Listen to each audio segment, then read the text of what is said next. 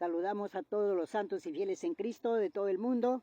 El día de hoy estamos aquí en la selva del Perú, en la parte de Satipo, la selva central, en la cual estaremos comunicando, estaremos estudiando la palabra de Dios, y el día de hoy trataremos acerca del gobierno de Dios, las demandas que Él tiene para su creación, para que puedan ser dependientes de Dios y vivan siempre en el reino de la gloria. Por eso en este caso, en esta mañana vamos a tratar acerca de la humanidad.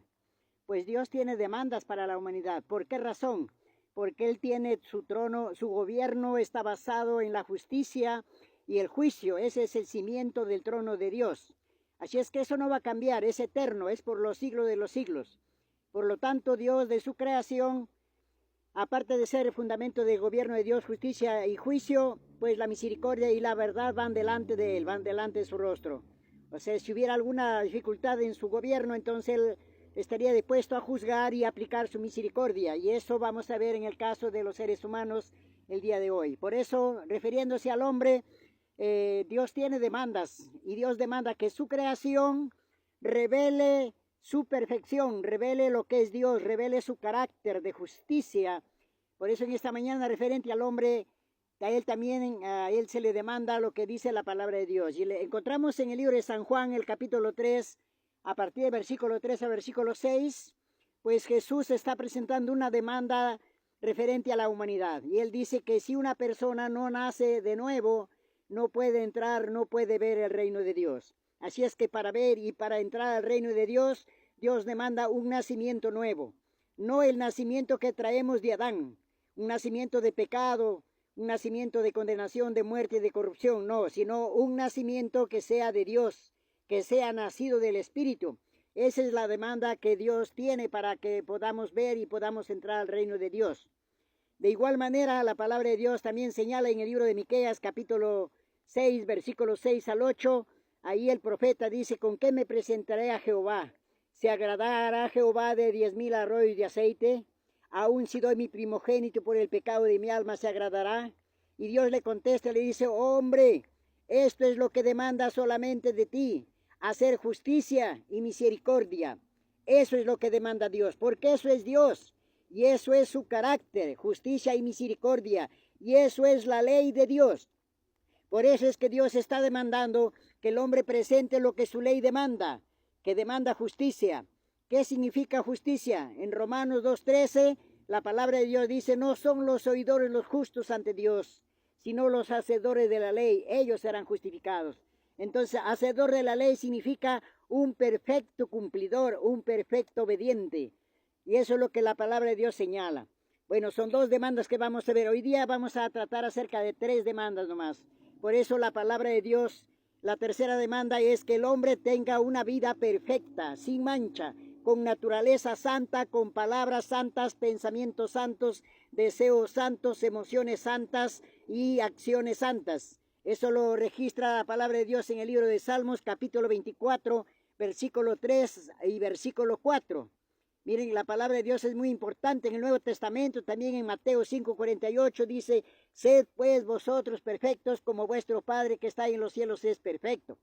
Entonces estas demandas está demandando Dios de esta creación del hombre caído, y estas demandas vemos que es imposible para nosotros. Y si la persona no reúne estas demandas, entonces la misma justicia divina ordena que esta persona no sea perdonado. En el libro de Éxodo 23:7 dice que si esta persona permanece en pecado, no sea perdonado. Ahora también en el libro de Ezequiel 18:20 dice: si no reúne esta condición, entonces ejecute la sentencia de muerte. Que la paga del pecado es muerte, que todo pecador debe morir, el alma de todo ser debe ser muerta. Y la palabra de Dios dice: si no reúne estas condiciones, entonces esta persona venga a ser rechazado de Dios, destituido de su gloria, y venga a ser como que nunca existió. Sea destruido para siempre su espíritu, su alma y su cuerpo. Eso lo dice en Isaías capítulo 40, versículo 24, y en el libro de Abdías 1:16. Queridos hermanos, queridos santos y fieles en Cristo, esto es muy importante entender. La palabra de Dios habla de que el ser humano, una vez que pecó, ya no puede tener naturaleza santa, está imposibilitado.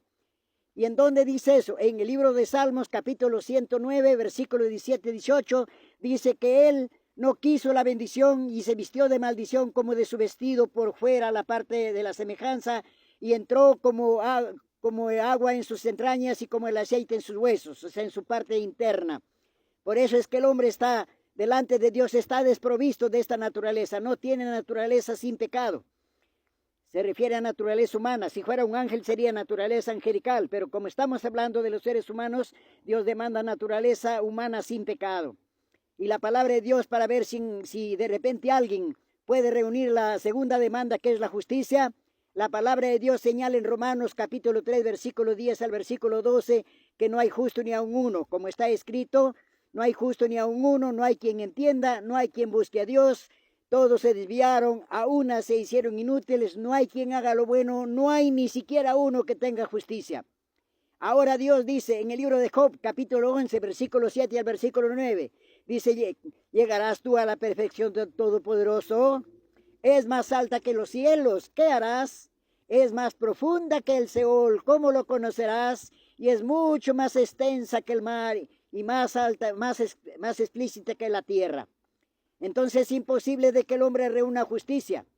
Tampoco puede tener una vida justa el hombre. En el libro de Isaías capítulo 59, versículo 4 al 8, dice que el hombre, su carácter, sus pensamientos, sus actitudes, sus deseos, sus sentimientos, son solamente de continuo mal y no tiene nada de bueno en sí mismo. Por eso la palabra de Dios señala en el libro de Salmos capítulo 62, versículo 9, que esto es imposible para el hombre poder ser restituido en la gloria de Dios. Está imposibilitado el hombre, no tiene nada para poder ofrecer a Dios, está imposibilitado de las demandas, y es la razón, queridos hermanos, por la cual Cristo vino a esta tierra. Y Él vino y Él reunió las demandas de la justicia divina. Él reunió, Él trajo y Él poseó la naturaleza humana sin pecado para que en esa naturaleza nosotros seamos aceptados, seamos considerados nacidos de Dios. La palabra de Dios señala que Él vino y Él trajo la justicia de los siglos, la justicia de Dios mismo, que Él ofreció a través de la ley, de los salmos y los profetas. Cristo vino trayendo esa justicia. Por eso Él dijo en Mateo 5:17, no piensen que yo he venido a abrogar la ley o los profetas. No, yo he venido a cumplirlo. No dijo a obedecerlo, dijo a cumplirlo. Significa que Él era el cumplimiento. Él era el cumplimiento de las demandas de Dios. Él tuvo un carácter perfecto, como dice Primera de Pedro 1:16. Pues la palabra de Dios dice ser santos porque yo soy santo.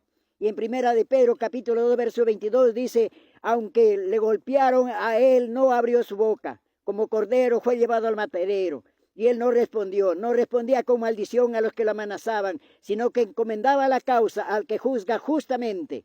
Entonces Jesucristo es el único que pudo exaltar y satisfacer la santa justicia divina. Por eso en el libro de Isaías 42:21, ahí explica que Él es el único que vino y Él engrandeció la justicia divina. Él lo hizo honorable. O sea, Él le dijo a la justicia, ahora quedas cancelada, ya no te debe nadie. Todo aquel que cree en mí pasa de muerte a vida porque ha reunido las condiciones por la fe en Jesucristo. Por eso es muy importante, queridos hermanos, entender estas verdades. No vivan luchando queriendo reunir las demandas en su cuerpo y de ustedes. En la carne humana, en la descendencia de Adán, no se puede reunir. Cristo vino y Él reunió las demandas. Por eso Él murió pagando la deuda del pecado. Nosotros muriendo ahí fuimos incluidos. Pero Él fue sepultado y todos nosotros fuimos sepultados juntamente con Él. Y Él resucitó y en su resurrección nos sacó de nuevo a la vida, pero ya no a una vida de pecadores. Allí nos volvió a engendrar de nuevo en su cuerpo de Él, pero nos engendró de simiente incorruptible, ya no de la simiente corruptible, porque la iglesia no pertenece al pecado. La iglesia es la nueva creación, son los renacidos de nuevo, son los que han pasado de muerte a vida, los que las cosas viejas para ellos ya no existen, todas se han hecho nuevas, según el libro 2 Corintios 5:14. Por eso es muy importante que tengamos que entender estas verdades. Si estas verdades no entendemos, solamente estamos en una congregación y somos religiosos, pero no somos creyentes. La palabra de Dios señala que tenemos que entender bien el plan de la redención, saber cómo hemos sido redimidos, quién ha reunido las condiciones. Queridos hermanos, mis saludos para todos ustedes en el nombre de Jesús, a todos los santos y fieles en Cristo de todo el mundo. Bendiciones para ustedes. Pronto estaremos juntos reuniéndonos para estudiar un poco más.